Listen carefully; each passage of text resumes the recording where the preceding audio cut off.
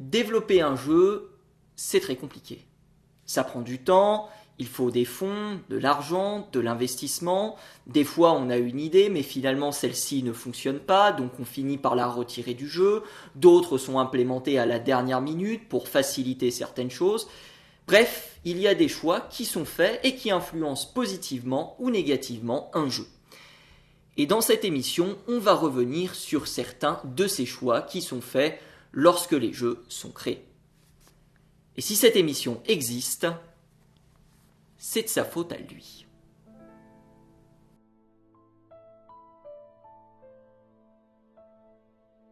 Death's Door, c'est le second jeu de Mark Foster et David Fenn, les développeurs d'Acid Nerve.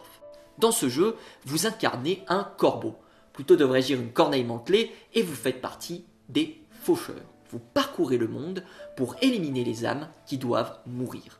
Mais il se trouve que 3 personnes tentent de tromper la mort et votre objectif sera évidemment de les éliminer afin d'ouvrir la fameuse Death's Door. Le jeu mélange à la fois des concepts de Zelda-like avec exploration de la carte et obtention d'objets clés pour se rendre dans de nouveaux endroits, mais aussi Souls-like puisque le jeu fait la part belle au combat et à la récupération d'âmes sur vos adversaires pourfendus, utile à l'amélioration de vos capacités. Voilà donc, sur le papier, la semble-t-elle promesse du jeu. Une promesse qui naît sur les cendres de leur première création, Titan Souls. Un jeu qui avait été créé lors de la 28e Ludum Dare en 2013, une sorte de grand rassemblement où les développeurs ont 48 heures pour développer un jeu sur un thème imposé. Et cette fois-ci, la thématique était « Vous n'en avez qu'un ». Les développeurs ont un peu réfléchi et ils sont arrivés à développer un jeu avec un concept très simple. Vous affrontez des titans avec comme seule arme une flèche. Si vous vous faites toucher une fois par ces titans, vous êtes mort. Par contre, si vous parvenez à toucher une seule fois le point faible des titans, ils sont morts. Un concept original qui permet aux développeurs de remporter cette Ludum Dare et d'être contactés quelques temps plus tard sur Twitter par l'éditeur de jeux Devolver Digital.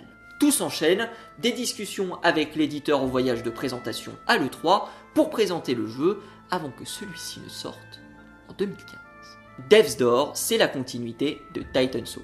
Une continuité scénaristique découverte par les joueurs et confirmée plus tard par les développeurs, mais aussi une continuité mécanique avec l'utilisation de systèmes de jeu qui étaient déjà présents dans Titan Souls. On a même des boss qui ont des mouvements similaires à ceux de Titan Souls. Mais là où Titan Souls était un jeu impardonnable, les développeurs voulaient s'éloigner de ce concept pour Death's Door en réalisant un jeu beaucoup plus simple que le précédent. Nous ne voulions absolument pas que Death's Door ait le même niveau de défi que Titan Souls, mais nous voulions conserver son intensité. Les mots de David Fenn résonnent en un paradoxe et c'est ce paradoxe qui va constituer l'un des principaux défis à l'élaboration de Titan Souls.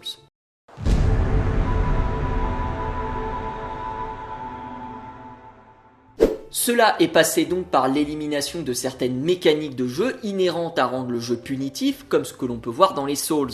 La perte de son butin en cas de décès par exemple a été écartée en faveur d'un système d'âme que l'on conserve même en cas de décès et qui permet d'améliorer ses compétences une fois dépensées. La géographie du jeu a elle aussi été étudiée pour permettre aux joueurs qui ont assez progressé de s'engouffrer dans des raccourcis et ne pas se retaper l'intégralité du chemin parcouru. Et sur ces chemins, vous trouverez régulièrement des graines qui, plantées dans des pots, vous redonneront l'intégralité de votre vie. Et si jamais le challenge est toujours trop présent, vous pourrez très facilement revenir en arrière pour explorer davantage le monde, améliorer vos compétences et progresser.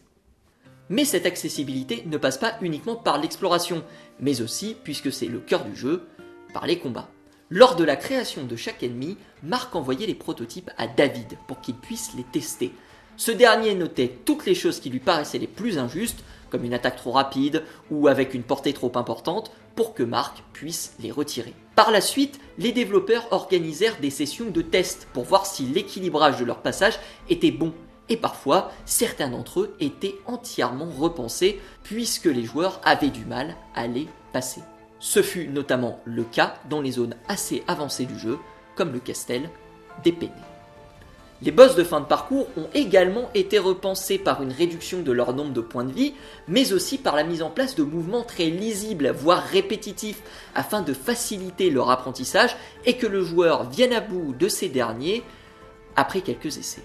Voilà toutes les petites choses mises en place par Marc et David pour rendre leur jeu le plus accessible au plus grand nombre. Ce qui sera d'ailleurs considéré comme un défaut par certains, reprochant au jeu d'être trop simple ou de ne pas aller assez loin dans son concept.